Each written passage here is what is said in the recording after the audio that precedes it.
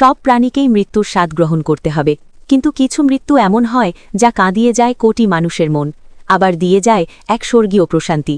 আজ সেই দিন যেদিন বিদায় নিলেন mother of democracy Begum Khaleda Zia, কিন্তু তার বিদায় বেলায় যা ঘটল তা ইতিহাসের পাতায় স্বর্ণাক্ষরে লেখা থাকবে।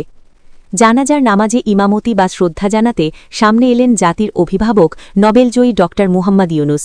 তিনি চোখের পানি মুছে বললেন, আজ আমরা শুধু একজন নেত্রীকে বিদায় দিচ্ছি না, আমরা বিদায় দিচ্ছি ধৈর্যের এক পাহাড়কে, যিনি সারা জীবন কষ্ট সয়েছেন কিন্তু দেশের মাটি ছাড়েননি। তার এই ত্যাগ বৃথা যাবে না। এবং ঠিক সেই মুহূর্তে মাইক্রোফোন হাতে নিলেন কোটি যুবকের হৃদয়ের স্পন্দন মিজানুর রহমান আজহারি।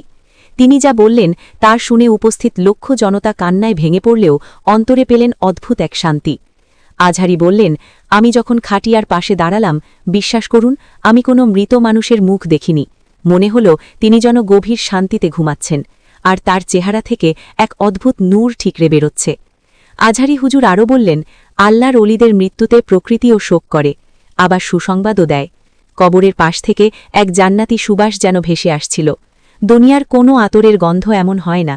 এটা তো স্পষ্ট ইঙ্গিত যে আল্লাহ তার বান্দার ওপর খুশি হয়ে তাকে মেহমান হিসেবে কবুল করে নিয়েছেন। কষ্টের জীবন শেষে এমন রাজকীয় ও আধ্যাত্মিক বিদায় কজনের ভাগ্যে জোটে। ড ইউনুসের শ্রদ্ধা আর আজহারির এই অলৌকিক সুসংবাদ শুনে কোটি মানুষের বুক আজ শান্তিতে ভরে গেছে। হে আল্লাহ, তুমি তোমার এই বান্দাকে জান্নাতের সর্বোচ্চ মাকাম দান করো, আমিন। প্রিয় দর্শক, ভিডিওটি শেয়ার করে সবাইকে দোয়ায় শামিল হবার সুযোগ করে দিন। আর নিত্য নতুন এমন ভিডিও পেতে আমাদের চ্যানেলটি এখনই সাবস্ক্রাইব করে বেল আইকনটি বাজিয়ে দিন। ধন্যবাদ।